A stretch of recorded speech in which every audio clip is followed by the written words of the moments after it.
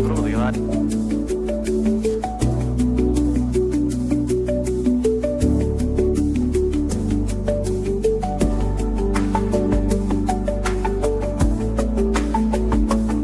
States, December 8th.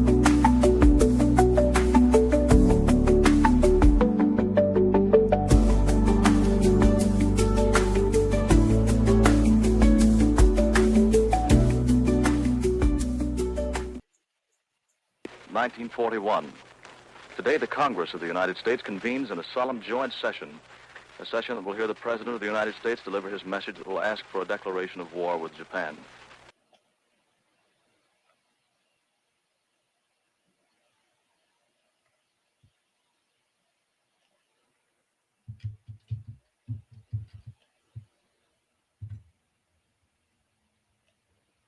Issue, do you want to read that?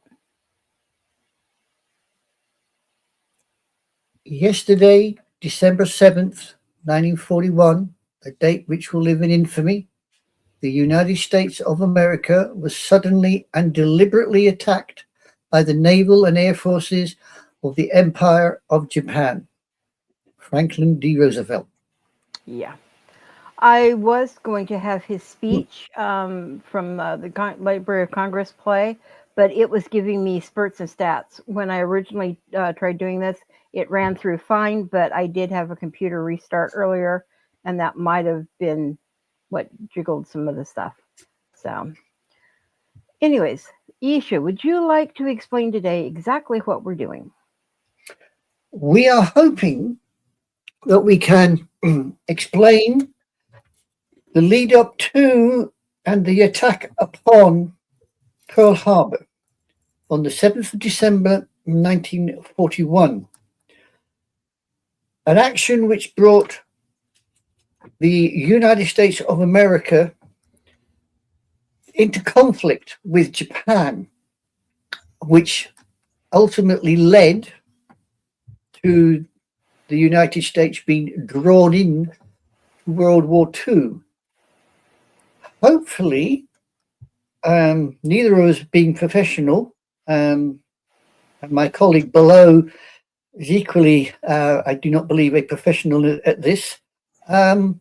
We hope to cover all that we can and impart to you our thoughts on what happened, why it happened, and various other things of that ilk.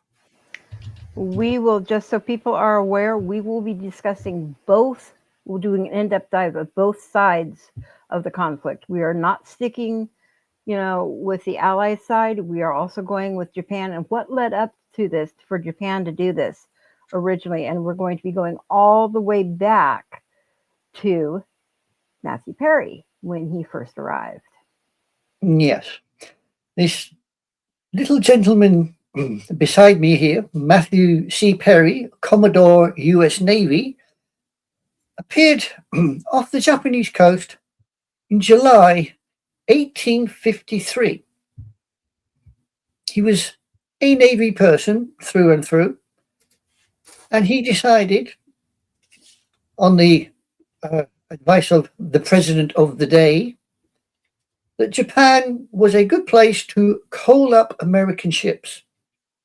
So he sailed into Edo Bay, as it was then, and wanted to see the emperor.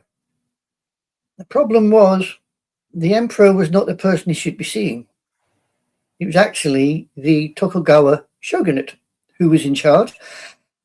And so he had to go and see the Tokugawa shogun at the time. Because at the time, remember, the shoguns were the ones that were actually running the country and in power. They had not gotten to an imperialistic state with an emperor set in place until a little bit later. And at that, when they made that change, don't forget, the emperor then would be looked on as more of a god feature, and everything would be taken into context that this quote unquote godlike creature, the emperor, would be the one to tell and direct everything, both war related, peace treaty related, what we need to do to take over different things within the government. Yeah. at the time the shogunate was running, there was an emperor, but he was literally a figurehead, and he was in Kyoto, not in Edo, which later becomes Tokyo. Correct. Perry delightfully left the Japanese with a ultimatum. I'll give you a year to sign this treaty, or we come back and we do warlike thing. Off he went, did his little thing, came back in 1854, and the shogunate, having looked at what was going on with the Americans and the rest of the world, suddenly realized that they were in no fit state to counteract it. So they were signing this treaty, which heavily favored the US. True. And if you look at these treaties, they are called the unequal treaties, and one was from 1854 to 1866. The Convention of Kanazawa was actually 1854, and the Harris Treaty was 1858. Yeah. Of course, this did not go down too well within Japan.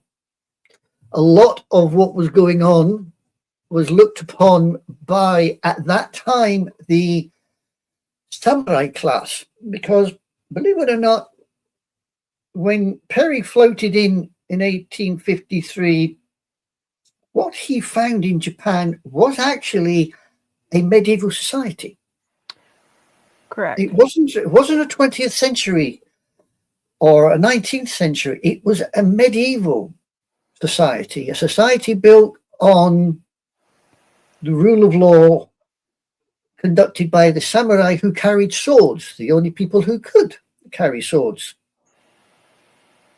So, of course, then they became in 1860, no, sorry, my mistake, 1867, there was a slight uprising with the samurai, who then backed Emperor Meiji.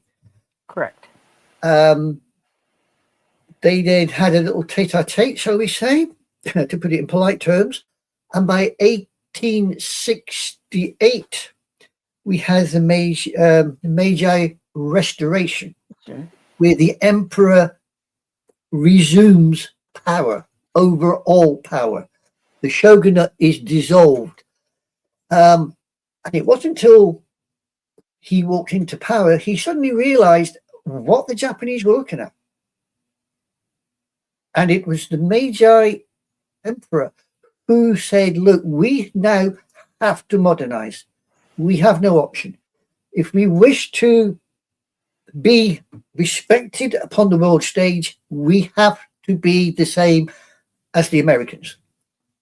It was not just the Americans, don't forget, it was also the European countries as well. It had a very high mode of transportation. They were dealing in steel, they were dealing in oil, they were dealing in a lot of things that at the time Japan really wasn't. No, but for the Japanese at the time, until the Brits and the French and everybody else started to poke their nose in, they were basically looking at the Americans. So they run to catch up. Along the way, they decide to bitch slap the Chinese, reference Korea. That went down awfully well. They keep modernizing, bringing things forward. And by the 1900s, a lot of people are looking at Japan and thinking, oh yeah, what's going on here? And then the Japanese, then the Japanese do something completely and utterly unexpected. They bitch slap the Russians at 1905. They take them out and they get a foothold in Port Arthur. It becomes a Japanese possession. Then World War I starts. A Japanese position that they could jump off to and gobble up more and more territories, not just Yeah, Russian, but a lot of other territories as well along the way. exactly. But then World War One starts, and the Japanese actually decide to join the Allied side. So they are Correct. now on the side of the British and the French. And later, of course, in 1917, in come the Americans. They expect during the Treaty of Versailles to be treated as equals. They are not. They are literally treated as third class citizens. None of them what they wanted was granted. And this offended greatly. And don't forget it, during this time, we also had another emperor come in, Emperor Toshio, Yeah, who actually his reign of power was from 1912 on through to 1926, which is right square in the heart of World War One and everything else that was going on. exactly. So this upset the country greatly. So at this time, Japan, being a country lacking in raw materials, decided to look elsewhere. And the army come up with this wonderful plan. In the late 1920s, early 30s, we already have a mining operation in Manchuria. Mm-hmm.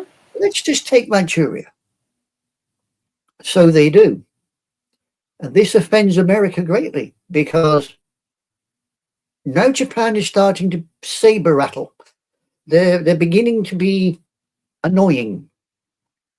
So in around 1936-ish, um, America, Britain, and France, using the League of Nations, try to curtail Japan's escapades. It does not work. No. To put it in polite content, the Japanese give the League of Nations the middle finger and say, "We're out of here." And off they go.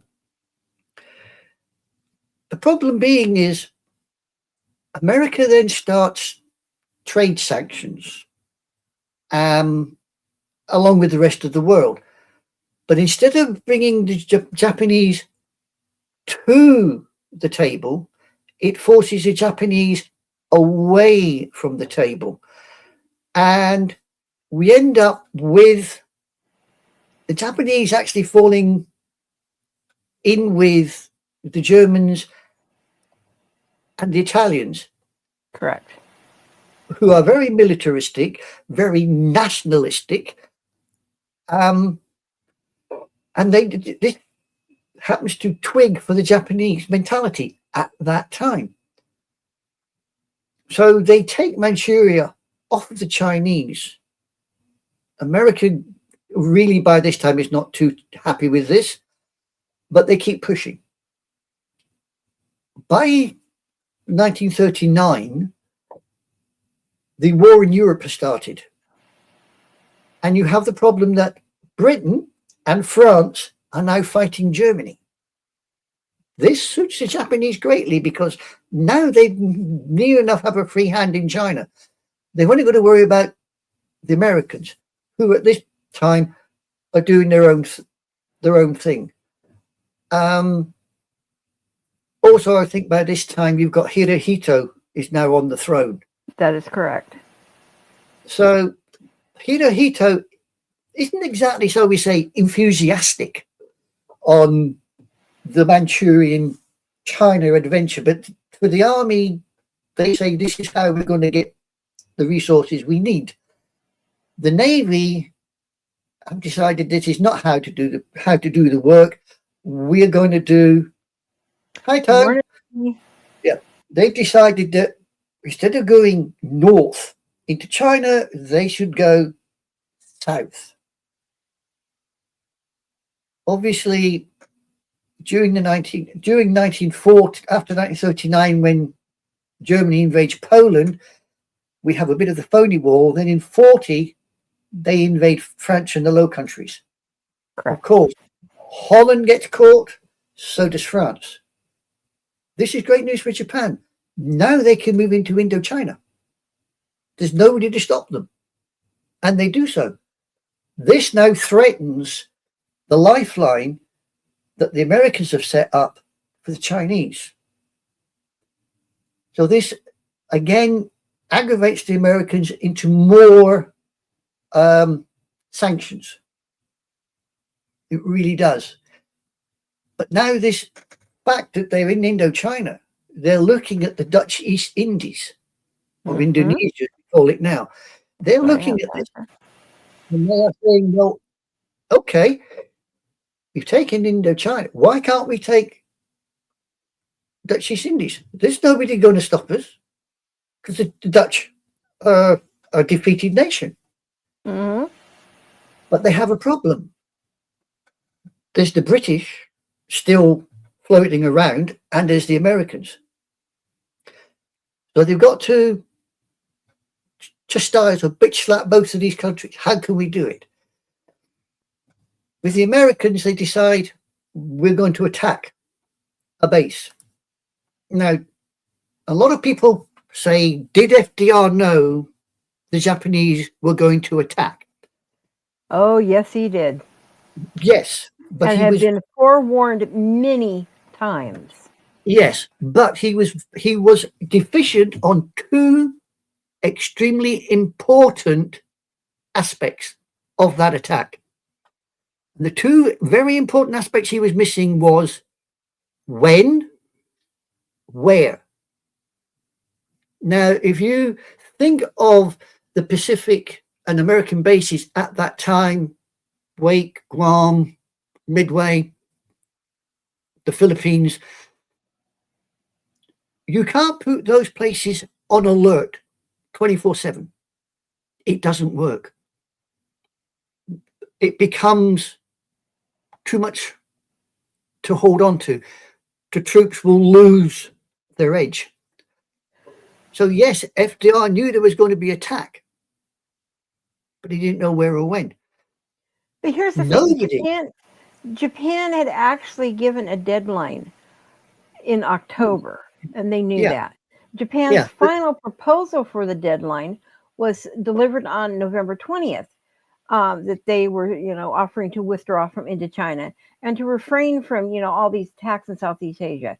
But they had, kind of a codicil in there that they would do that as long as the United States, the UK, the Netherlands, all that supplied over 1 million gallons, of aviation fuel and other things, they would lift their sanctions. And that was because the whole thing started, they were after oil. They needed more oil to continue their drive that they were already doing, across into China. And like you had said, they'd already wiped out Korea, but they needed all that for that drive. And we weren't going to do that. No. So, no, exactly. I mean, but nobody. Even the day of attack, they knew. And they knew then that they were going to be attacked. In fact, they already knew that the islands had been attacked, even though they were told by Hiroshima that, no, we are not going to attack this until you go in there.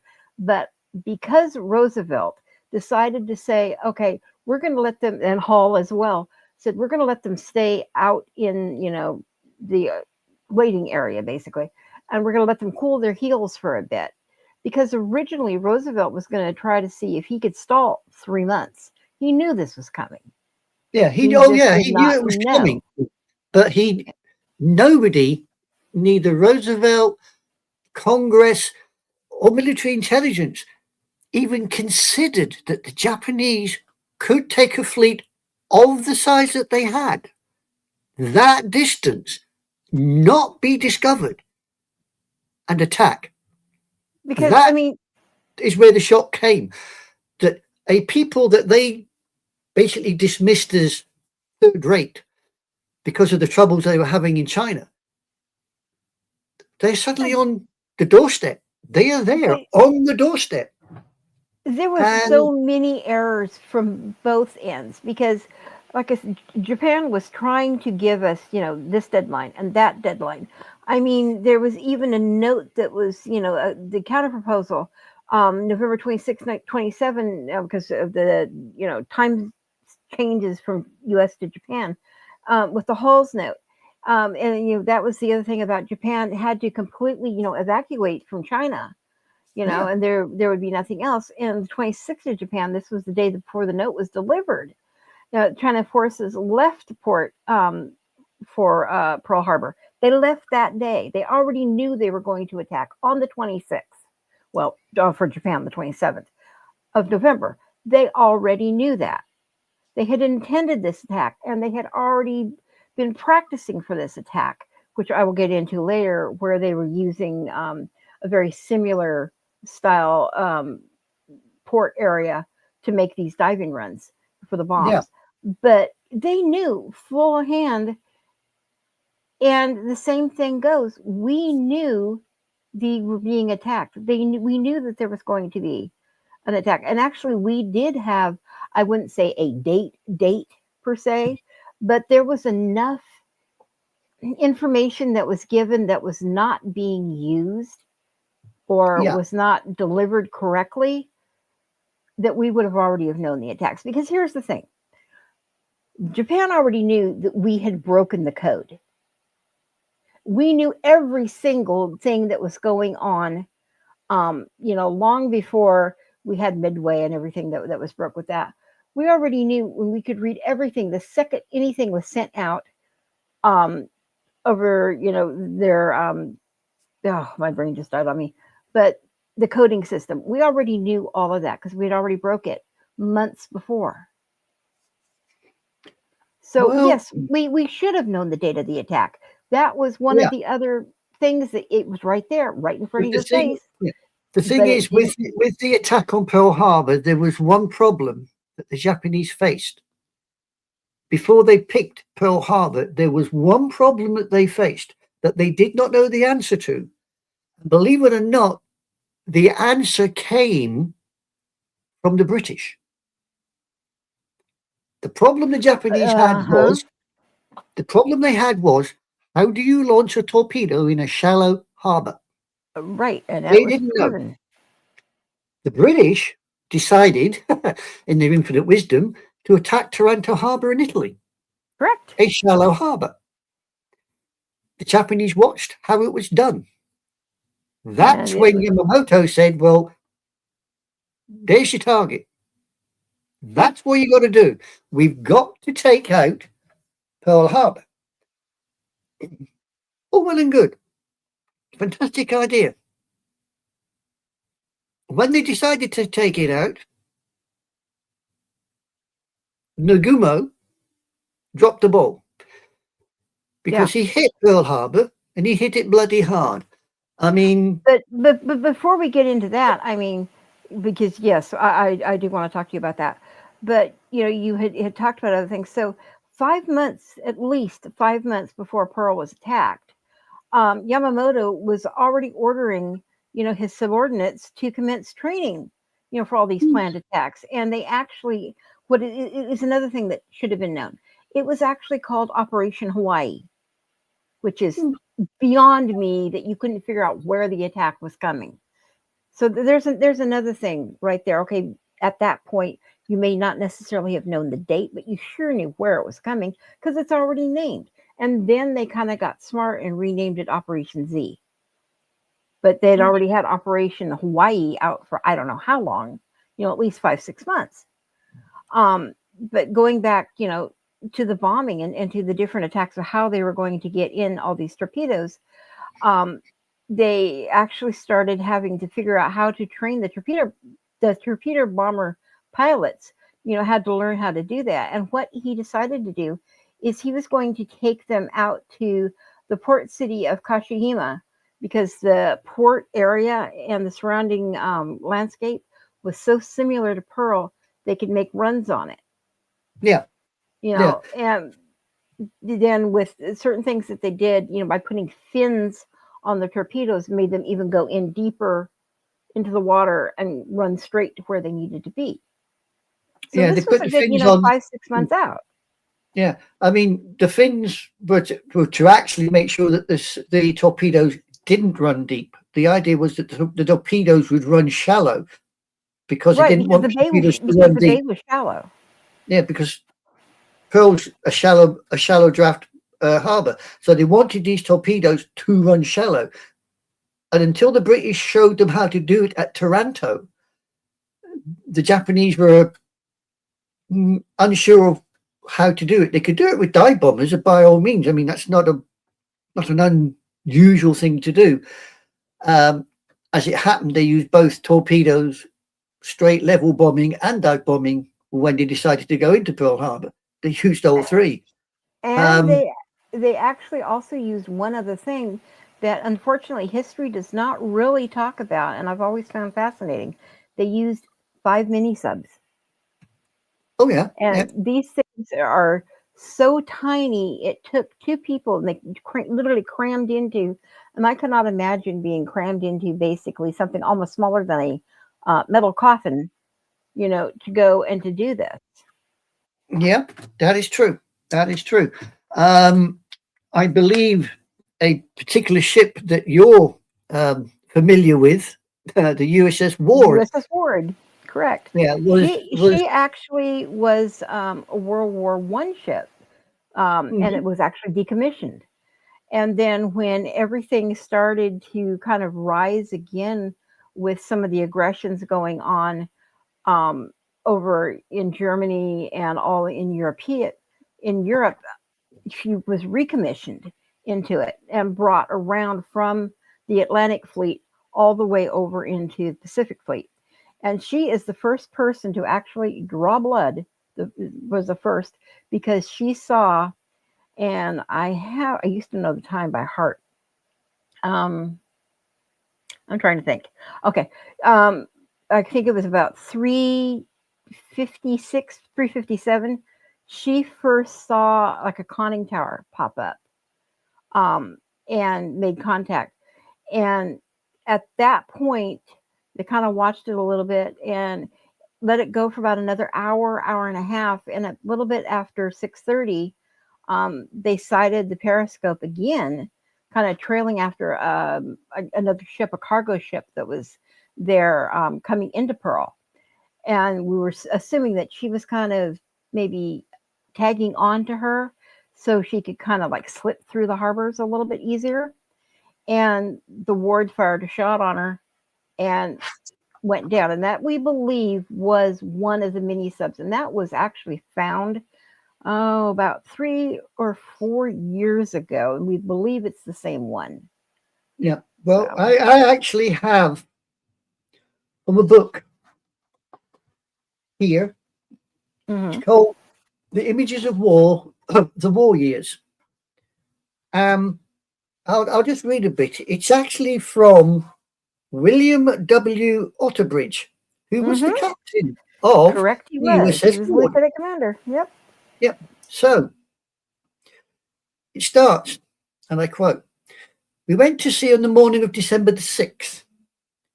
We were prepared to open fire, and we were prepared to drop depth charges. We were prepared for any eventuality within the ship's capabilities. Everything went well. The harbour was a beautiful sight from the sea, and drifting across the buoys, listening for submarines seemed to be a completely easy task." So you can already see on the 6th of December, the Navy, or some of the Navy ships, are prepared for something on the 7th. They obviously know there's something coming along. He then continues. On the morning of the 7th, at around 03:58, in the minesweeper, which had come out at 2 o'clock in the morning, was on station, sweeping the channel with their minesweeping gear. At 03:58, light signal was received from the Condor. It said, in effect, "We have sighted a suspicious object, which looks like a submarine. It appears to be standing to the westward of our present position. The search revealed nothing." They didn't locate the submarine.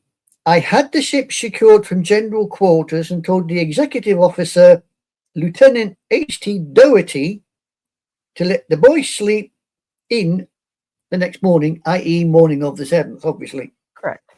He turned in at about 6:30 that morning. Lieutenant O.W. Guntner, the gunnery officer, awoke him with the rather abrupt, "Captain, come to the bridge." Obviously, the captain is not used to being talked to like that, and scolded the above-mentioned officer. But he did leg it to the bridge as fast as he could. He then goes on. We spotted what looked like a buoy, but it was moving. I looked at it and said, Guntner, I believe that is a submarine. Go to general quarters. And I told him that if it was a submarine, we would attack. He then carries on about how they opened fire within 75 yards and everything else. And, of course, the aforementioned vessel disappears. And here's the thing, which is really funny. Afterwards, there was a lot of skepticism regarding whether the Ward had actually really sunk a Japanese mini sub. I mean, there was, was it a false alarm? Was it?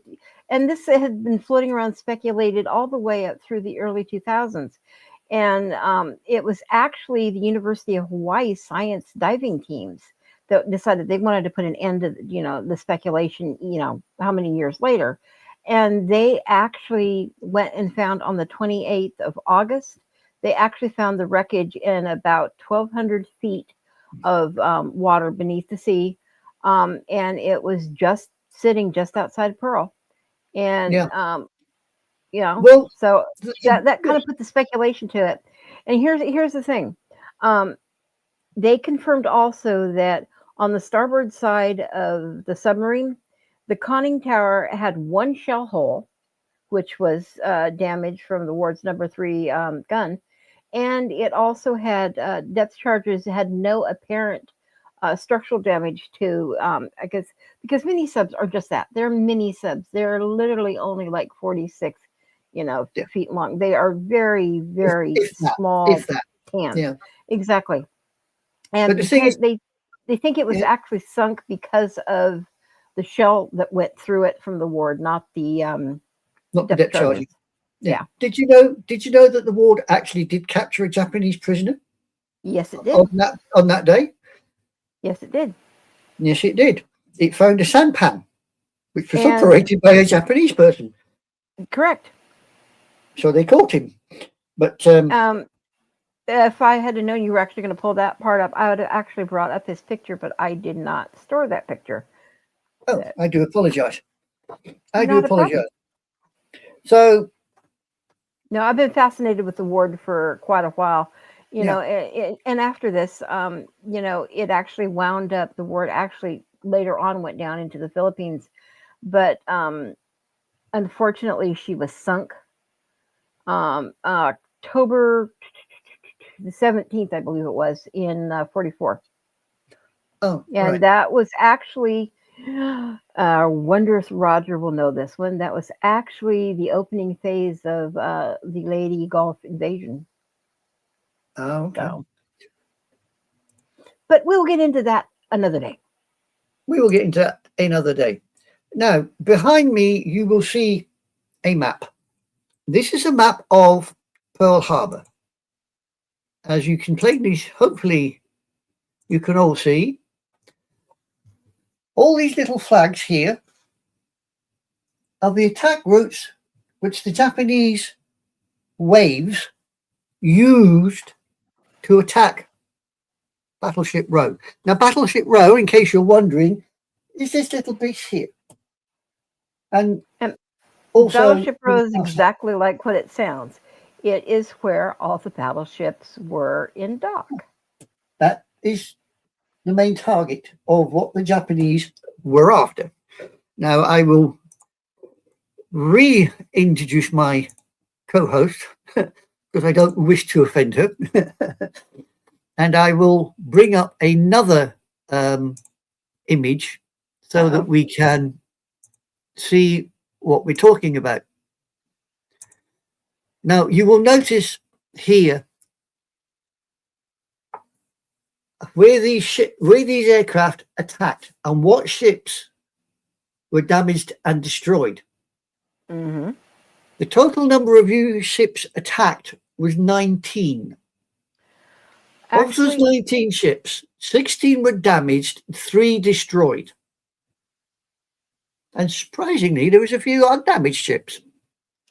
True. And actually, just real quick, since you had kind of already gotten into the damages and losses, I'm just going to give you a total of the losses, both between human life losses and the tonnage and different things that were lost, if you do not mind, since you already had that map up. No, the total that was killed were 2,390. And of that, I want to make, because this has always hit me, even when I was very young, this has always hit me as probably one of the saddest things about Pearl, is we know that in war, there are always, fatalities that shouldn't be. And the youngest of this particular one was 3 months old. It was a little girl that was 3 months old. And then there were several other children also that were killed, for a total of, there was a 7-month-old, a 2-year-old, and an 8-year-old. And those have always, between the 3-month-old and the 7-month-old and the 2-year-old, and even the 8-year-old, those all really intrinsically bothered me. And there was also reports of a lot of friendly fire casualty with the anti-aircraft, that did not detonate when it was supposed to, and it landed in residential areas, both around Pearl and Honolulu. And with the Navy, in that breakdown of losses, they had 1,999 losses. Marines had 109. Army had 233. Civilian lives lost, which I was just mentioning, 49. Total wounded was 1,178. And in that breakdown was 710 Navy, 69 Marine, 364 Army, 35 civilians. In the ships that we had, that were either sunk or breached, were 12. Those that were damaged were 9. For the aircraft, for those that were destroyed, which I will also get into with something with you, was 169, and 159 of those were damaged. Now, we did not have aircraft up in the air. The reason they were lost or damaged was because we had already heard so much stuff going on about, it's going to get attacked, it's not going to get attacked. Powers that be decided that, we don't want them all spread out all over the place because they can be sabotaged, because there were so many of Japanese culture and Japanese people that were already living on the islands. So we didn't want it to be sabotaged, shall we say. So they pulled them all in real close, which made it super easy when the bombers came over just to drop the bomb and take out massive amounts of the aircraft that were already on the ground at Hickam Field and a lot of other places. Mm-hmm. Oh yeah, I mean, if you line your aircraft up in nice, pretty long rows in the middle of the airfield, there's really not a lot of people going to miss that. I mean, as they say, a blind man and a galloping horse could probably take out most of them. And unfortunately, that's what they did. I mean, on this particular map, it does say here attacks, casualties. They have, on this particular map, they say there were 103 civilian casualties. There were over 3,478 US military casualties. So I would suppose that would be Navy, Army, and I'm thinking, and Air Force. Yeah. And then they say the Japanese losses on the day, shock horror, was 50. Yep. Well, going back to what we had originally said, the whole thing is Japan never really wanted to go to war with the U.S. anyway. They already knew in the beginning it was going to be a losing proposition. Oh, yeah. I mean, Yamamoto always said that if they did attack, the idea would be to take Pearl out of the picture. Mm-hmm. Nagumo did not do that. Did he damage Pearl? Yes. Did he damage the US Pacific Fleet? Oh, Yes. yes, but he Did made, he going take back them? to what Did you were he? Yeah. saying, Did but he going back, take them? Yeah. Did he take them out of the picture? no, and No. that's what I was saying is going back to what you were starting to say. There was Yeah. two things that immediately gave them a huge, huge disadvantage. One was not making another attack run, which they should have done and wiped it out. If they had wiped out the rest of our fleet, that's fine. Second of all, they did not pay attention to the fact we did not have carriers in port. Exactly. I mean, yes, there was a lot of waves. There was I believe, two waves that went in, which shouldn't should have done the business, but they didn't. Um, and it was the third, The third wave, they basically, should have done it. Yeah. yeah. There should have been a third wave, which did not go in, because the idea was, I believe, for Yamamoto's idea was to remove Pearl Correct. from the equation, to force the Pacific Fleet back to the American mainland. Now, if that had succeeded, if Pearl had been made unusable and it had forced the fleet back to the American mainland, just think of the problems the American fleet and the Americans would have had getting back to try and even defend Midway. They wouldn't have been able to do it because of the distances.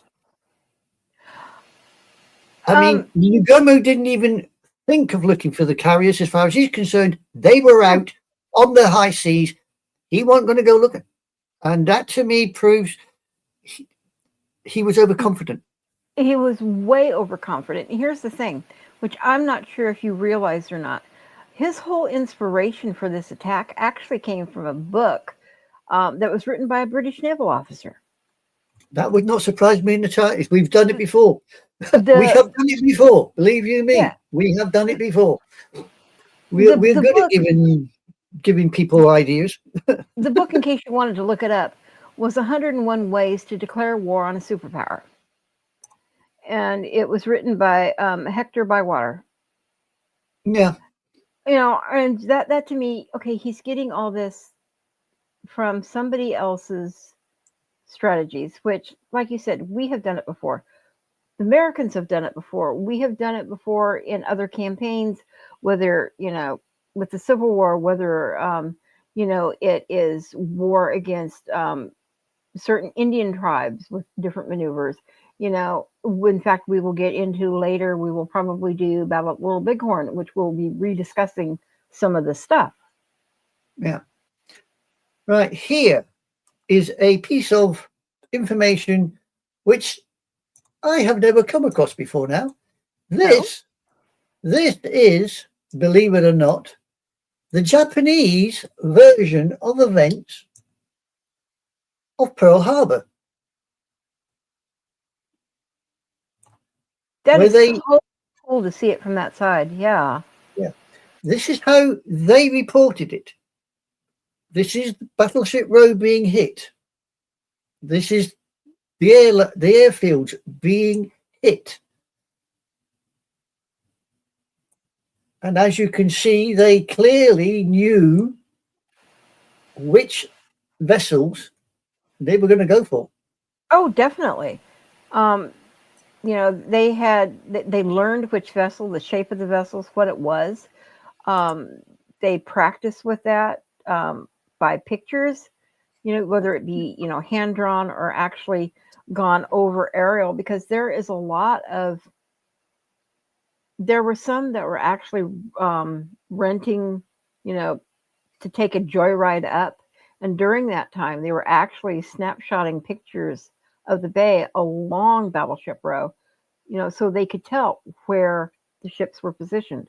and which ones it was. And those were training tools.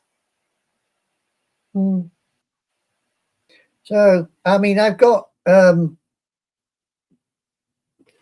another piece of information, and it's from Ruth L. Lawson, who happened to be the wife of a certain Captain Lawson of the 19th Infantry Regiment, who was stationed at Hawaii. This is her recollection. I won't read a lot of it, but I'll read a bit of it. They came down with such screaming power dives that you felt surely they were going to crash. Then came loud explosions that made the walls of our stucco bungalow seem to push in and then be sucked out. We saw the rising sun on the plains, but still couldn't believe it.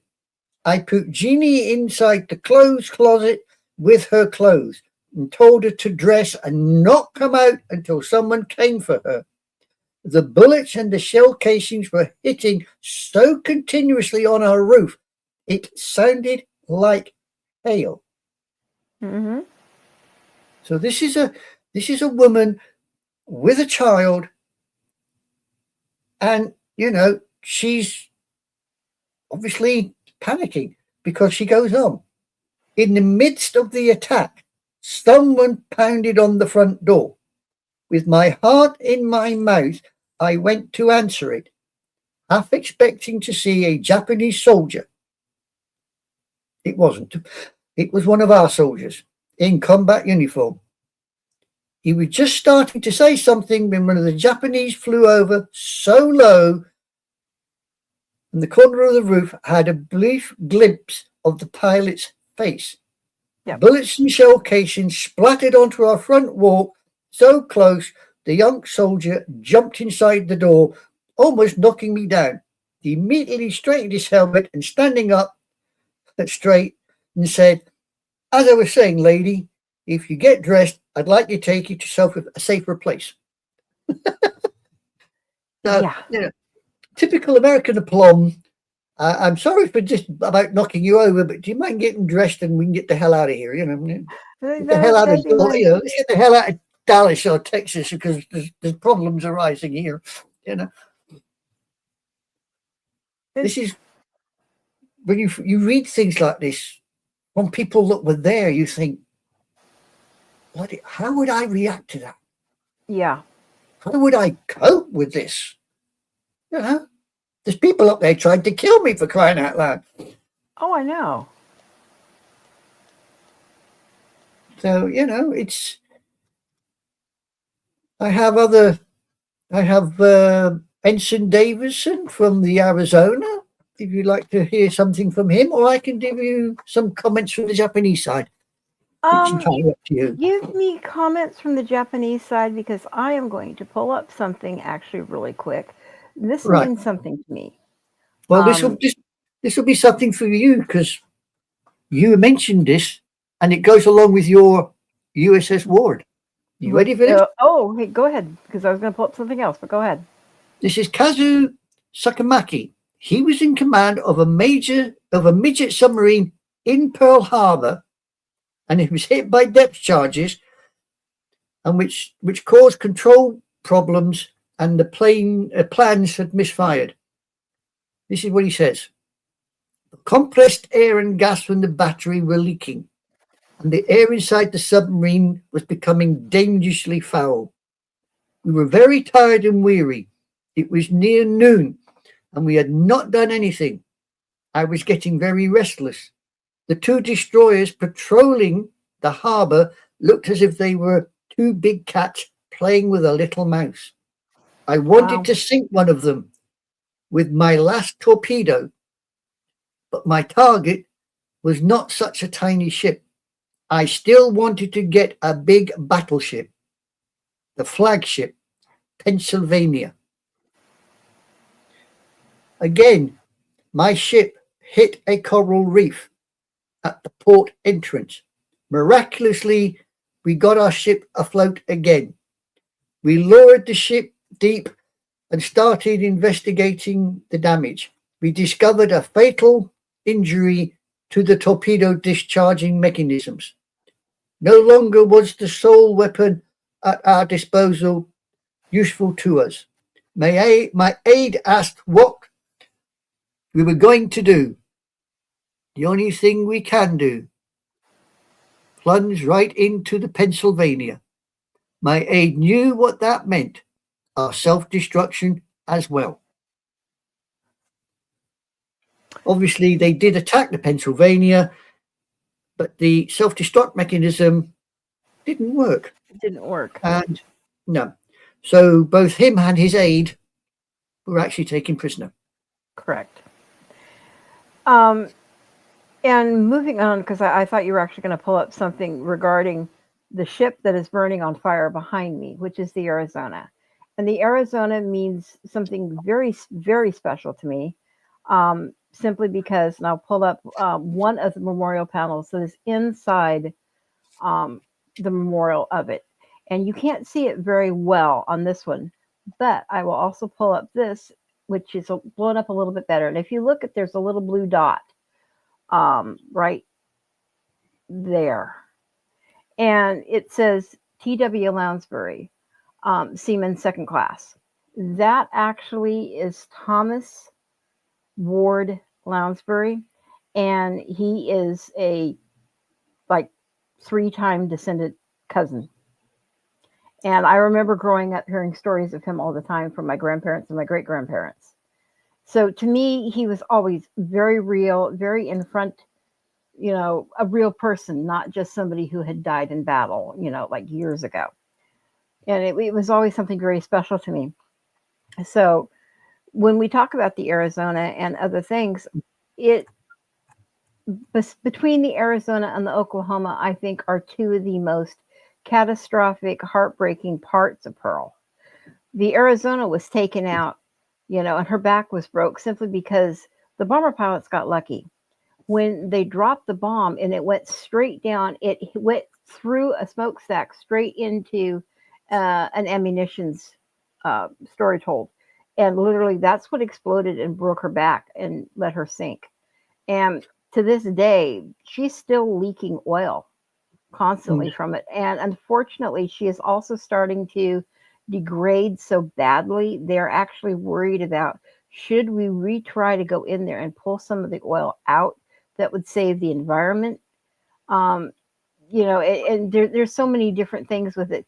Nobody is allowed to dive on her, which is, I feel, very good, because it is a graveyard of, well, let's put it this way. There was 1,777 that died on there, but more have been interned as well along the way that were survivors of it that have now been interned, including one that we just actually lost a couple of weeks ago.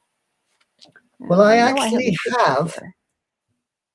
have a statement from Ensign H.D. Davidson, who was aboard the USS Arizona on December 7th, expecting a routine Sunday when the first Japanese dive bombers struck. Do you wish me to read this out or not? Go ahead.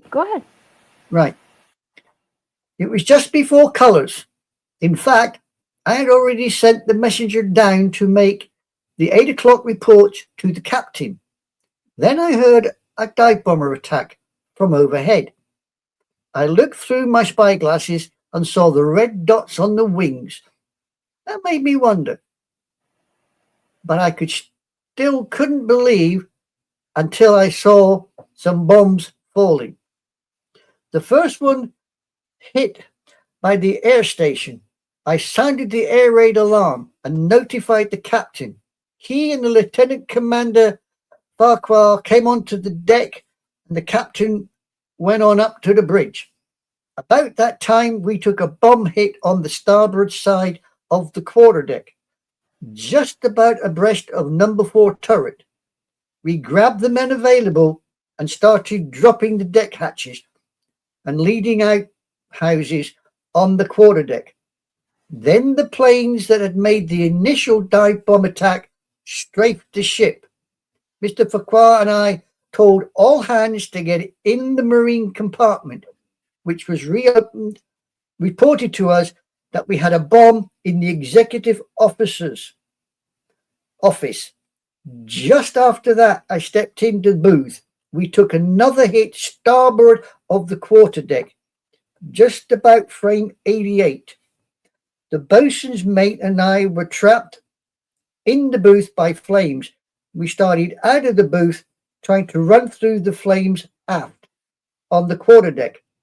We couldn't get through, so we went over the lifeline into the water. I was conscious of the sweetest sickling smell to the flame. After I got in the water, my first intention was to go to the quay and then onto the quarterdeck or swim to the gangway and get aboard. But after I took one look at the ship, I decided that was useless. She had started to settle down by the bow and appeared to be broken in two. The foremast was toppled over. She was a mass of flames from the forecastle to just forward of number 3 turret. So obviously, the bomb that went down the funnel and exploded was obviously somewhere near the quartermaster's office and what have you, and that broke the ship's back, and he was off over the side. If I can remember correctly the layout of it, yes, it was because the magazine area where it had all the ammunition and all was very close to that. I have several drawings of the inside of the ship and different things of where places were located. So yes. And also I remember I was telling you about the last survivor from the Arizona actually was buried it was several weeks ago, I believe. Yeah. And his name was Lewis Connors, and he was 102 years old when he died. And he was the last survivor of the Arizona. And I'm going to throw up a picture for you so you guys can actually see it. Oh, it's such fun doing all these multiple things. There we go. And if you look up above him, you can see where the Arizona is, and you can see the other ships that are on fire along Battleship Row. Mm-hmm. And down at the bottom, you can see when he was age 20, and this is just before he died at 102. So he was at the last December 7th of this last year. This is his picture from last year. Looks like he must have stayed in the Navy for quite some time to get some rank then. Yeah, definitely. So I thought you might wanted to see that. So. Oh yeah, I mean, when you hear that from, a survivor, you think, I first wondered, excuse me, what the sweet brackish taste that he got. I suddenly realized it was a mixture of oil and coal dust. Yes, very much so. So yeah, a lot of the casualties were so badly burned, even though they had jumped off the ships or had fallen off the ships, that when you would reach out to grab them, they were so badly burned that the skin would just slip right off with the oil. Yeah. So. Yeah, we had the same situation. When you read the reports of the Royal Navy guys picking up survivors mid-Atlantic from tankers that had gone off or freighters that had gone off, they had the same problem, that the burns, you pick somebody up and basically their skin of their arm comes away. They're still in the water. You know what I mean? Yeah. Makes you wonder just how some of these guys kept their sanity with that sort of stuff going on around them. It really does. I think there was as much PTS then as there is with current wars now. Unfortunately, now it is slowly beginning to be able to be talked about. That stigma is slowly going away, but that wasn't until we really started working on it within the last 40 years. But Yeah. even still, it is such a stigma. And back then, it was men will be men. Men don't have this issue, and a lot of the women even that were there, the nurses and stuff that were there, that were seeing a lot of these casualties come in, the same thing. You're trained to compartmentalize it. You shut it out and you shut it out of your brain, but it still winds up affecting you as you go on. Oh, yeah. Yeah. I have a bit of a statement from a Japanese pilot who was involved in the attack, Misu Fushida. He was Yes, the commander of the Hawaii assault and led the correct. Akagi flying corps into Yep. the fray. Okay, this is just part of what he said. The enemy attack was fierce. The nearer we got, the more concentrated on the high-level bombers. The bombs sent filthy black smoke pouring up into the sky. Then a hail of bullets closed in on me. I looked down to see where it was coming from and could see firing coming from the main fleet in Pearl Harbor. But also here and there were flashes from guns on shore, sparkling and glittering. The Shorak Act joined in. I thought at that instant the aircraft judged as if something had slammed against it. Lieutenant Misu Miyazaki at the controls yelled through the speaking tube, "Commander, we have been hit." I didn't know, so I turned round to look. The answer came from Vizuki in the seat behind.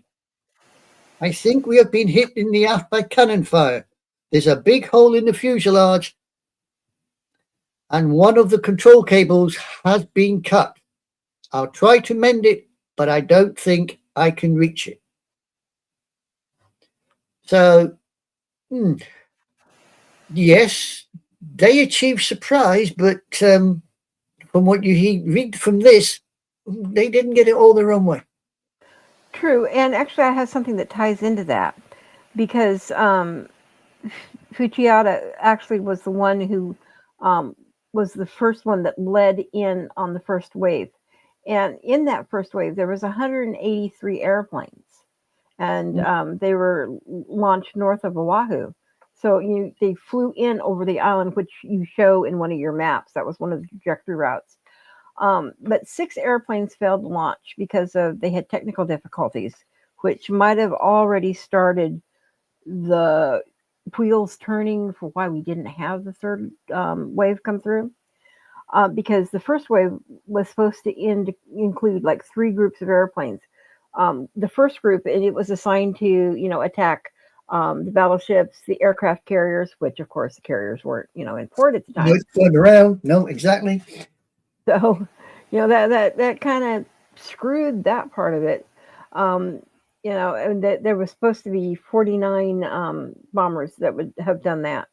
And then there were supposed to be 40 bombers also that were armed with Type 91 torpedoes. It was also divided into 4 different sections that were supposed to spread out and do different things regarding the battleships and the quote-unquote aircraft carriers.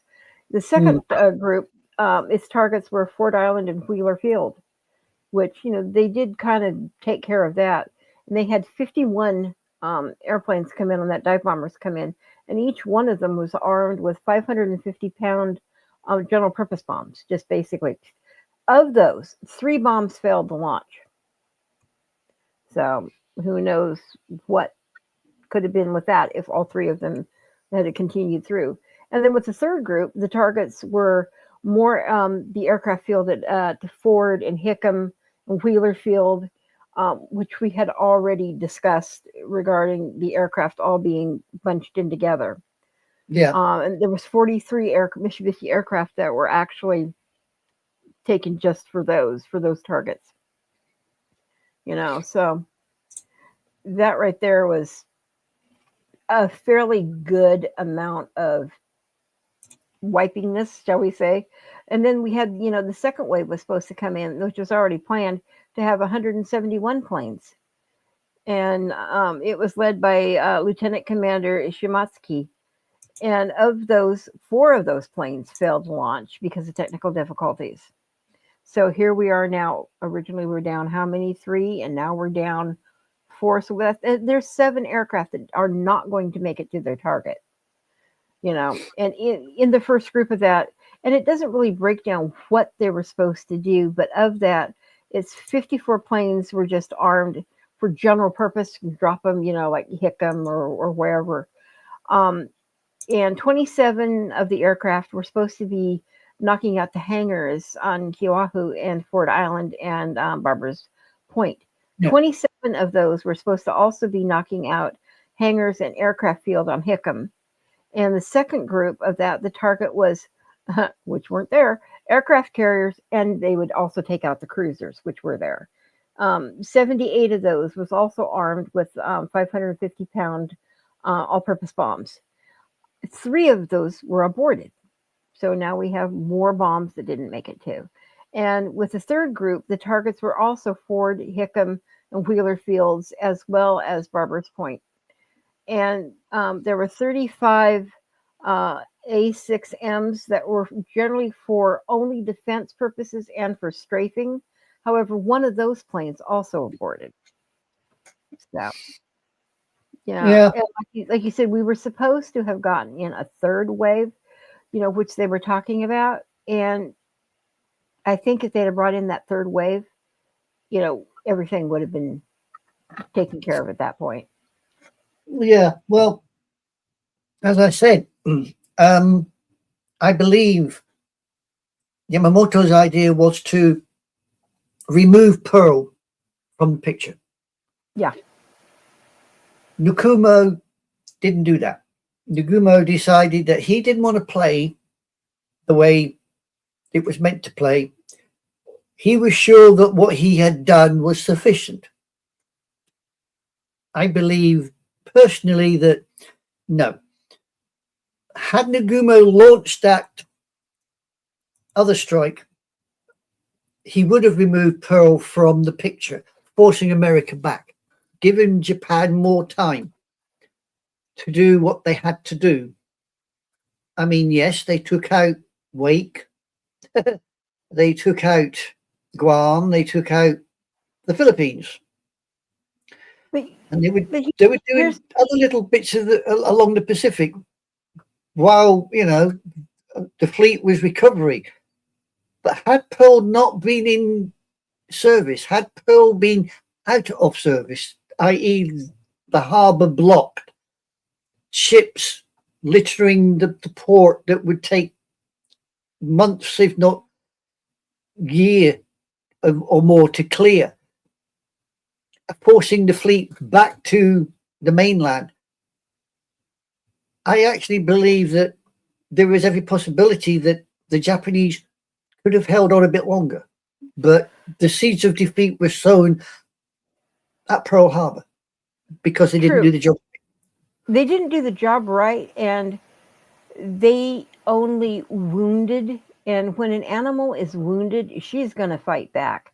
And like it said, you have awoken a sleeping giant. And just to see how many of the ships were not actually put completely out of commission.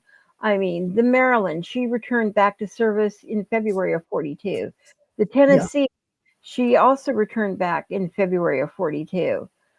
Pennsylvania, she returned back. Nevada, she returned back in October of 42. California, same thing, January of 44. So she was out for a while. But even though she returned to service. The West Virginia, also July of 44. So she was out for a while as well.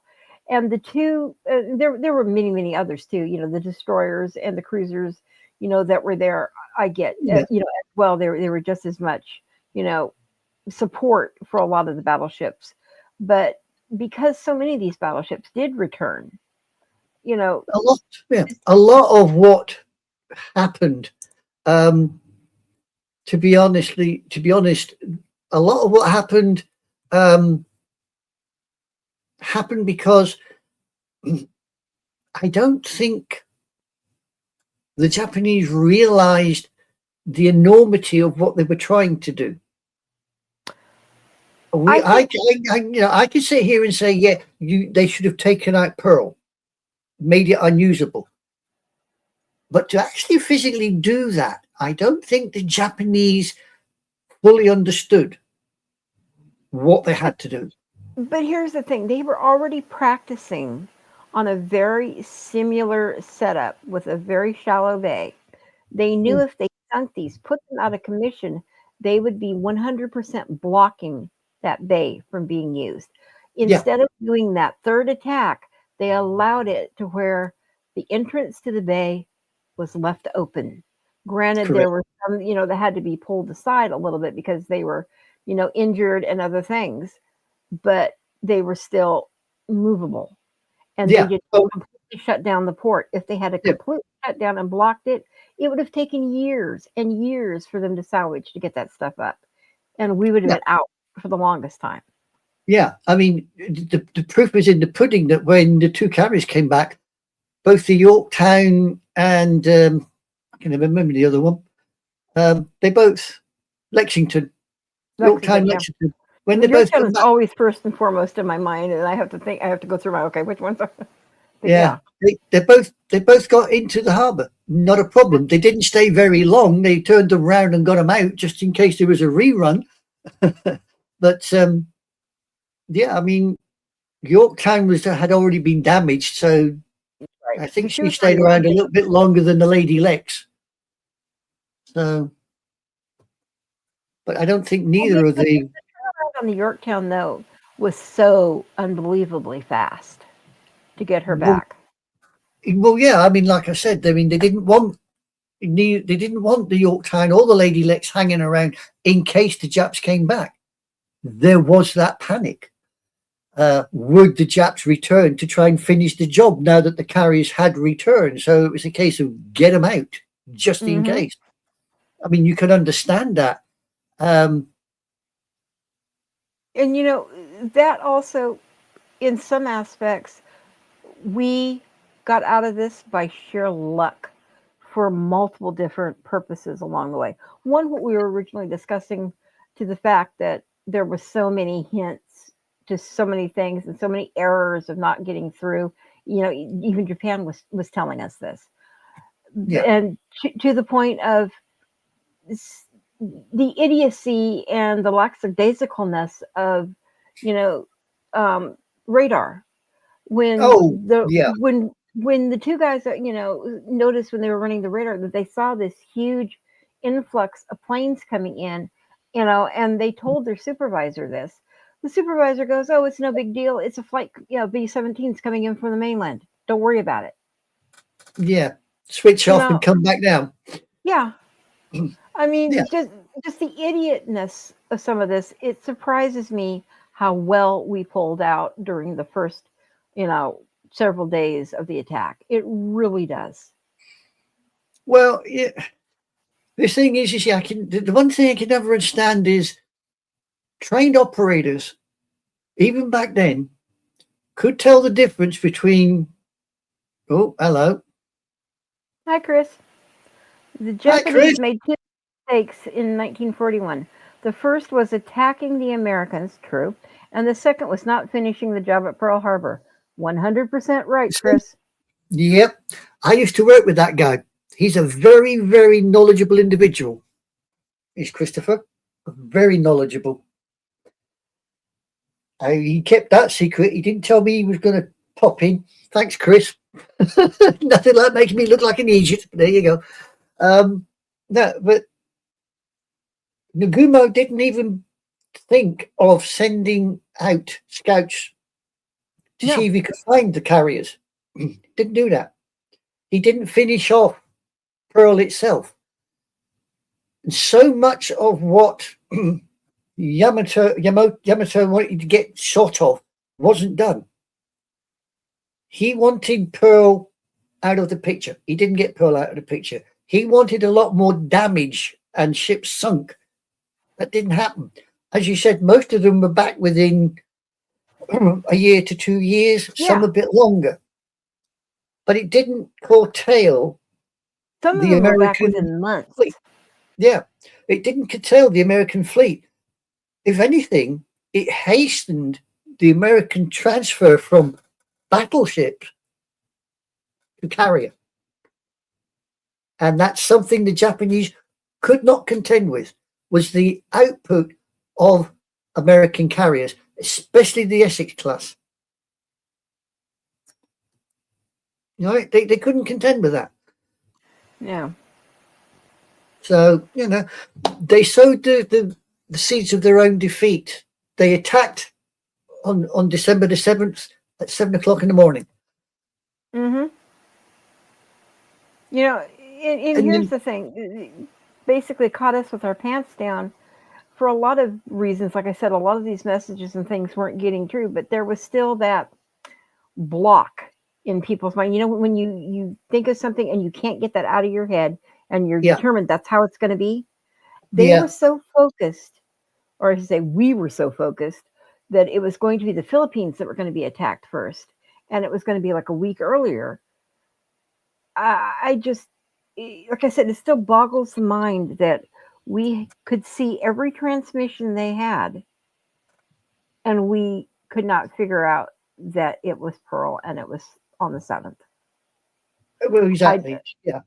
I mean, I mean, there were so many bumble Fs from, like I I said, it think, boggles the mind. yeah, I think it was complacency. As I I said, agree. nobody actually took the Japanese seriously. I mean, the Brits were just as guilty of it.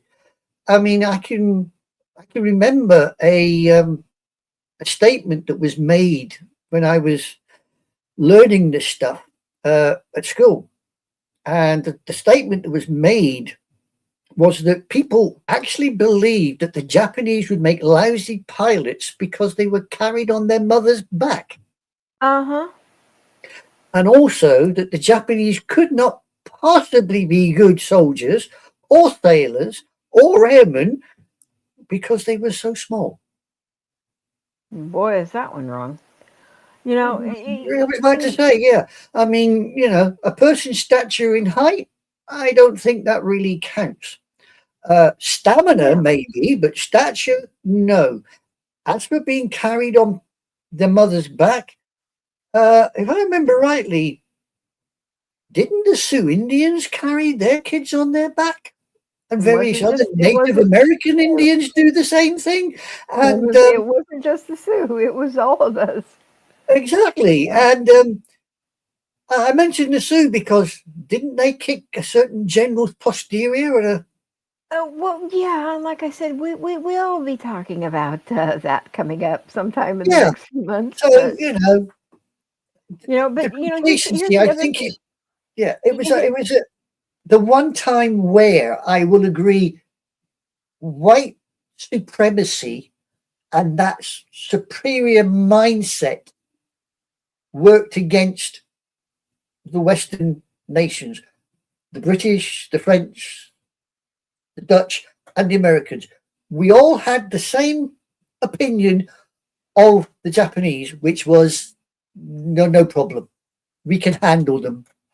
Yeah, we thought we could handle Hitler, and it took us bloody long enough to get short of him. It was just sheer complacency, sheer stupidity on all of And our parts. I also think it was sheer superiority complex. Yeah, Because right then, I mean, we believed, so incorrectly, that Japan was not capable of mounting more than one, major naval operation at a time. It's like, okay, they're straightforward. They're only going to do this. So this is all we have to think about, but put blinders on, and this is all we think about. yeah. And They did not think that they would come that far from Japan and hit Pearl. I yeah, think that's why they never thought Pearl was going to be the target, because they did not believe that the Japanese or the Japanese fleet could get all the way across the Pacific and line up to take Pearl out. They were so confident that it had to be, Wake or Midway or the Philippines. It had to hmm be somewhere over there because Pearl was too far away.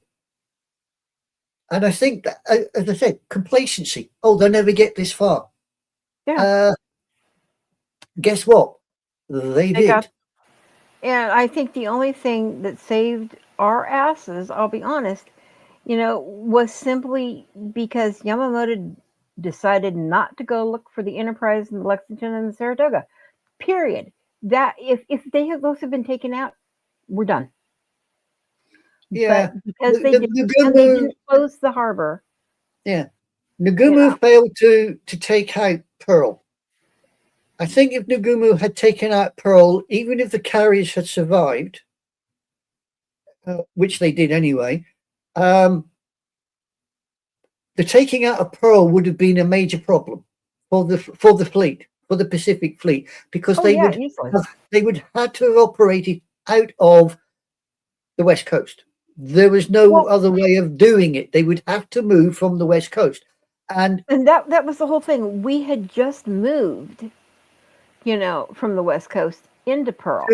Literally, it was a brand new move for us. Yeah. So yeah.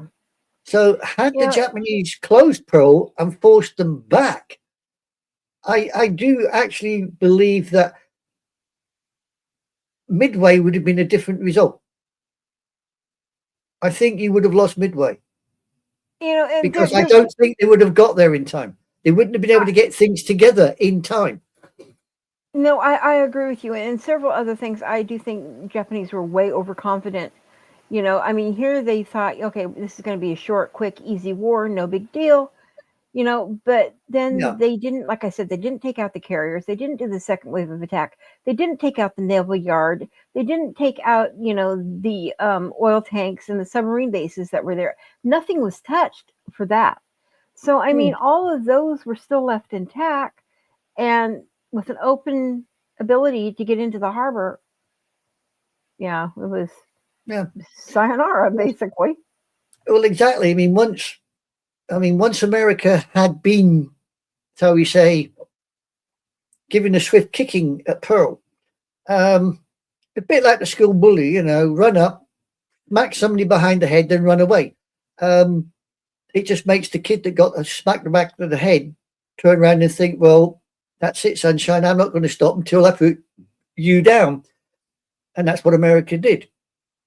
It didn't stop until it got rid of Japan in 2 fireballs in August.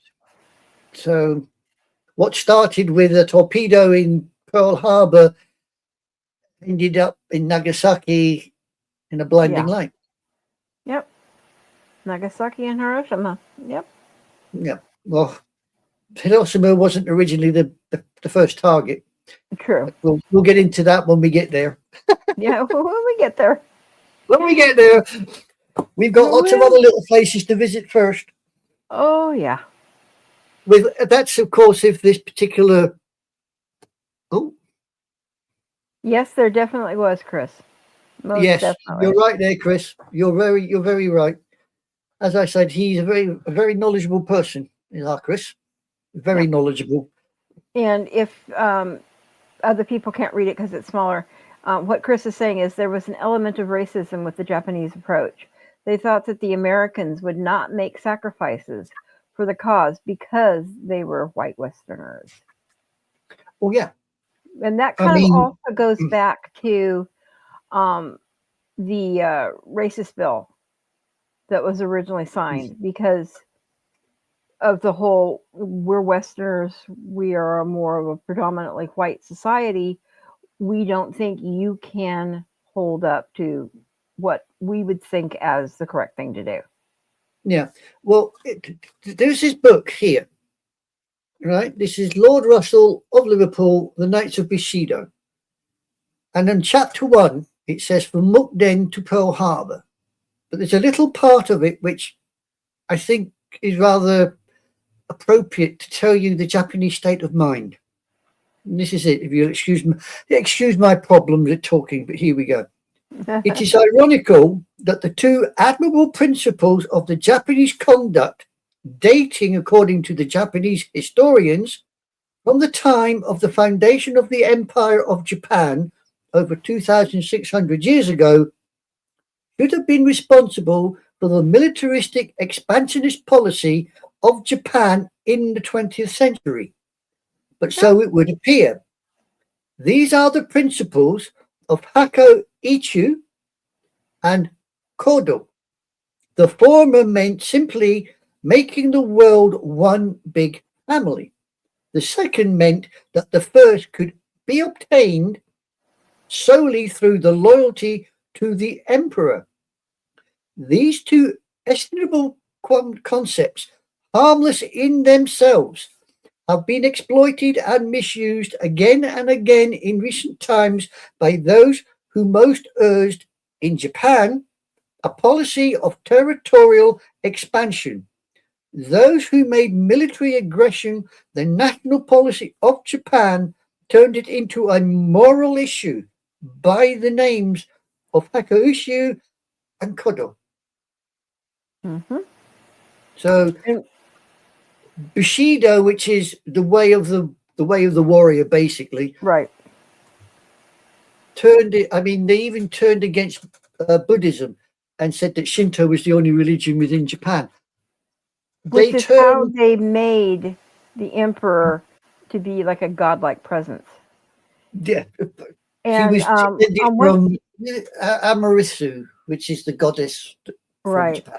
On one thing that Chris was talking about, I wanted to bring this up because this is kind of what he was talking about with the new immigration legislation to preserve the racial type, and because of that, that was also one of the reasons that Japan felt, okay, they're not going to really go in any farther than that. Yep, that's true. So. That is very true. I mean, the Brits had this idea that they were vastly superior to the Japanese. They found out when the Prince of Wales and the Repulse was sunk that no, they weren't. They lost Malaya and they lost Singapore, simply because Singapore wasn't defended from the land. Oh, yes, it was defended from the sea, but not from the land. Yeah. And as I believe Winston Churchill stated at the time, that was kind of like launching a battleship without a proper hull. But there you go. So, all in all, yes, racism was rampant on all sides, both on the Japanese side and on the British side and on the American side. Mm-hmm. We all thought the other was not worthy, as they use the phrase today. You are not worthy. No, you're not. Just ignore it. It was, I believe, it was ignore at your peril, and we found out at peril what the peril was. Exactly. So it's not something that a lot of people want to admit. There were mistakes made on the American side. There were mistakes made on the Japanese side. I mean, if you think about it, in isolation, the fact that the Japanese could put that fleet together and could and did get it to the position where they could launch that attack on Pearl Harbor, it's one hell of an undertaking. It was definitely one hell of an undertaking. Absolutely. I mean, the nearest thing the Americans get to it is the Doolittle raid of 42. True. And I will be very interested when we get there, because one of my teachers, actually, her brother was a roommate of Doolittle. Oh. So there's some stories, coming down from that I would love to reshare that she shared with us. Cool. So, yeah. It's always interesting when you get. It's always interesting when you get stories from people that were actually there, firsthand. Oh yeah, definitely. I mean, I must be honest and say, if we take on Burma, Battle of Burma, I can relate from a few stories that my grandfather gave to me because he fought as a Chindit in Burma against the Oh, Japanese. wow. Yeah, I won't tell you what he thought of the Japanese. We'd probably get banned, but yes, Yeah. if one could say it was extremely racist, then oh yeah, Yeah. yes, he was. Um, a couple quick things that I, kind of wanted to talk about was I think two of the most horrific deaths regarding Pearl was when the Oklahoma capsized, and there were still people trapped in that air pocket that they could hear banging and talking, and a lot of times later, weeks later or days later, excuse me, um, people didn't want to stand guard. A lot of the sailors and soldiers did not want to stand guard on this because they could still hear the pounding, on the hull. Mm-hmm. It kept getting, and they just really, really had a hard time with that. And I would too. I mean, to sit there and listen to someone you cannot help, even though you guys have tried, um, just Well, that was just, they didn't have the equipment to get through, did they? they didn't have the equipment to get through. They were trying possibly to bring in equipment here from um, basically the Sacramento, excuse me, not Sacramento, but San Francisco Bay area. There was a lot of salvage and stuff because we have, or at least had for many years, the mothballed fleet that was up here. Yeah. And at the time, of course, it wasn't mothballed, and it was still a very active, different port, and a lot of equipment that could have been sent out was still not going to get there in enough time. No. You know, so that, and then there is one other thing that I find incredibly horrific is I wish I had the picture of it, but I don't anymore, which drives me crazy. There was, and I'm trying to remember the ship.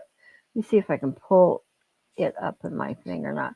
But there was a ship where, when they finally started, I think, was it the Nevada? Where they finally started to bring up the salvage, they had found three men inside with a calendar that they had survived 16 days and had then succumbed because there was no air. And to survive, those three that had survived all that time for 16 days waiting for somebody to rescue them, and they couldn't. That those two are just so extremely bothersome to me. It's like that almost gives me nightmares sometimes when I think about it. You know. Yeah, I can agree with you there. I mean, um, I suppose really the fact that the ship, as you said, with the people trapped inside the hull, that reminds me of the Tirpitz when it overturned in the field. Fortunately, though, the Germans were a bit more organised and they could get to through the hull of the ship. But Right. no, unless you have the equipment to, I mean, get through the hull of a ship, and don't forget, most of those battleships have what they call a double hull. Correct. It's not just a single; it's a double hull, Double and hull. it's quite thick armor. It's not an easy thing to do. You just can't cut through because you got to know where to cut so you don't flood. You can get in without flooding the compartment underneath and all the Yeah. rest of it because of air pressure and what have you. It's quite a difficult thing to do. And as you say, standing guard on that, no, I don't think Yeah. I could. I definitely don't think I could do it.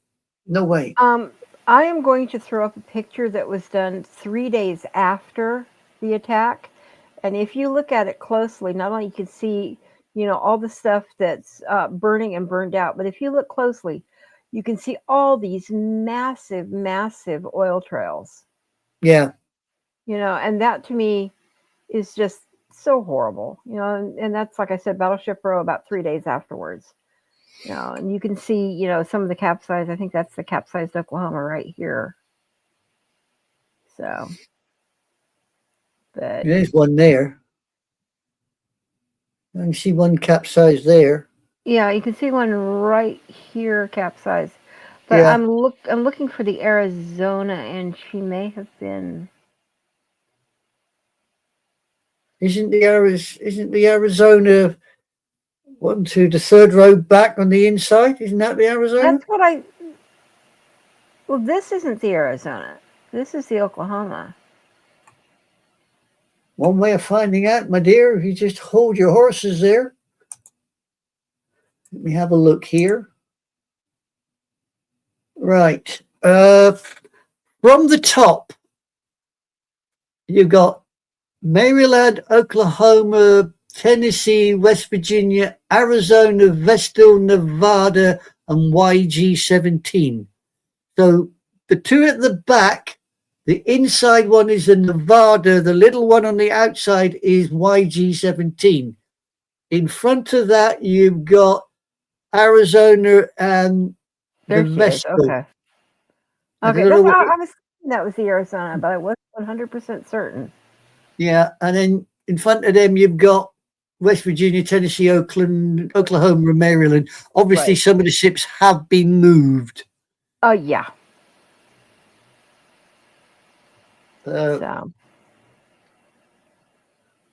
but just to see that much damage and to see that much oil leakage, and then if you kind of look out onto some of the other stuff, you can see where some of the bombings actually had occurred, with some of the other stuff. But one thing I did want to mention when it comes to Roosevelt's speech, we had talked about it. And there's one thing that I actually wanted to make note of is when it says yesterday, December 7th, 1941, everybody says a day which will live in infamy. And it is a date which will a live in date. infamy. And That's what that I is say. Yeah. no, I know you did. But so many people I even hear now try to quote this and they still get it wrong. Oh, It yeah. is I mean, I've a heard it date. quoted several times as a Yeah. day that will live in infamy. And And as you say, it's not a date. A day, it is a date that will live in correct. infamy. Because it is Yeah. December 7th. It is not a Sunday, which oddly enough, like I said, it is 84 years to the day today, which was a Sunday, Yep. December 7th. So, I mean, it was kind of fortuitous that we wound up having this date available so we could do this show. Exactly. It was rather fortuitous. And I must be honest, we sat and discussed it because both of us were unsure whether we would draw an audience for something like this or if anybody would listen to us, because some of the things that were brought up, some people have never thought about. I mean,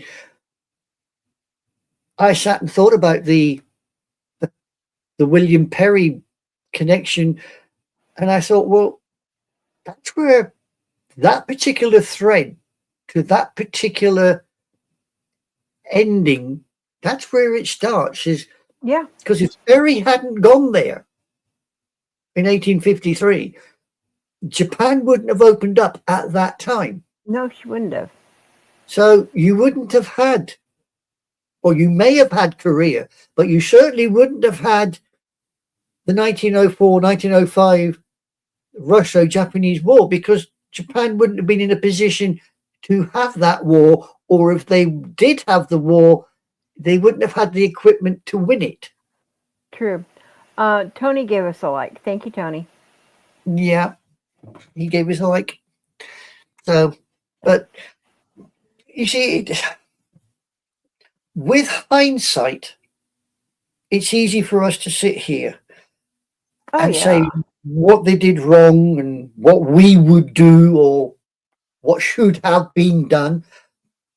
It's easy to armchair quarterback. It really is. Yeah. You're not in the thick of it. Yeah. No, you're not in the slit trench at the time. You're not under fire at the time. So therefore, and you have the benefit of hindsight. Yeah. And anybody can do that. They did not have the benefit of foresight. Perry set sail with the orders and the letter, the orders of the president at the time. I don't know who the president was in 1853. I don't know. Oh, no, you're going to make me do my math. Oh, I can't think of it either. My brain is fried after all this. Yeah, Let's see if I can find out. 53. Who was just prior to Lincoln? Or 2 presidents before Lincoln?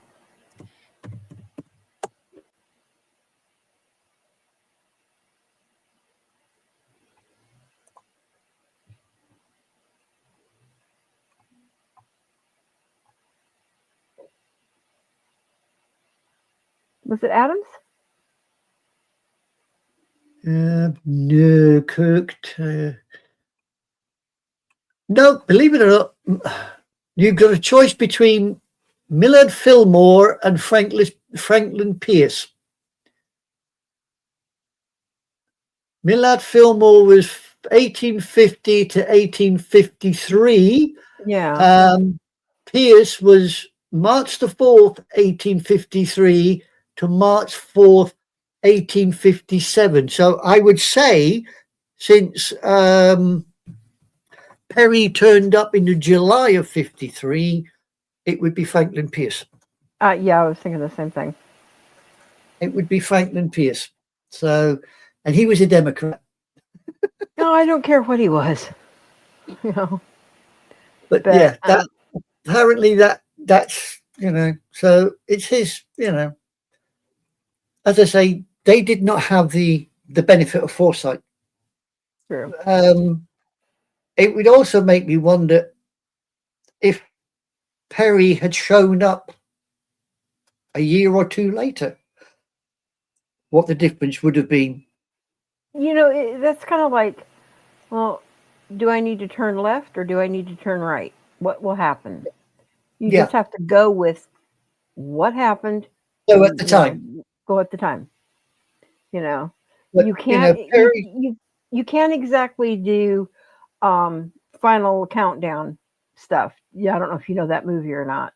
Oh, I love that. I always, believe it or not, for the final countdown, there is one line I will always quote from that. And that's when there's bad weather. I turn around and say something. I turn around and say to somebody, "You be doing illegal rain dancing again?" Uh-huh. Yep. Because he says that to Chief Black Cloud. Yep, he does. That's the character's name, Chief Black Cloud. But just think, what one F-14 could have done in Pearl. Just think about that. Oh, yeah. That is literally probably one of my entire family's favorite movies.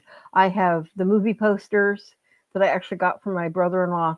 And this was back before they had DVDs. I actually got him, the VHS. Then later I got him the DVD, and then streaming and the DVD as well. But he has the poster actually in his safe because it's signed and everything on the bottom. So he doesn't take it out of the safe, which is so funny. But that is literally one of my favorite movies. But, in aspect of that, that's the only way that you can think about going back in time on that. Either that or hop in the time tunnel or the TARDIS. Yeah, I mean, the fact that in 1853, Japan was still a medieval. One thing I know about Franklin Pierce, the only president to say, "I do solemnly affirm," instead of "I do solemnly swear," or taking the oath. Either way is acceptable according to the Constitution. Well, yeah, either way is acceptable, but I didn't know that either. So you just intelligented me. So. Chris, you educated a Yank. Take that as a bonus. No, not educated. Not educated. Intelligented. Okay, whatever. You got one up on an American. Bonus. You've done something I haven't done. I haven't educated her yet. I'm trying. Yeah, I know. Very. Don't even go there, Chris. But on that note, I think we probably should start wrapping up because we've been going almost 2 hours on this. Well, we could go a So, hell of a lot more, but yes, I quite well, agree. We yes, but will I think call we it will quits. lose half the people that are listening and other things. So, Yeah. And we have had interaction with our viewers. yes, we have. And I have a feeling we're going to get a lot more views later on as the day goes because, one, either people are coming home from church or they're setting up for football. Correct. And all I will say is thank you, Chris. You've done me proud on this one. I wasn't expecting you to interact the way that you have, but you You did. know, you know what, And Chris? I'm I'm going to grateful. extend the invitation. If you really like history and different things, you're more than welcome to come on with us, not just be in the chat room. And you don't have to be on here visual like Aisha and I are. You can, just have a little avatar showing, you know. So Yeah. kind of like something like that. So Yeah. Or that, so, you know. but you are absolutely more than welcome to join us whenever you would like. And thank you for the like, Chris. Appreciate that. Yeah. So, on We're that very note, on that note, I think both Aisha and I are going to say so long, farewell, auf Wiedersehen, yeah. and get to the rest of our day. Yeah. But Sayonara. sayonara, but never forget, never forgotten. No. Oh no, no. Never will.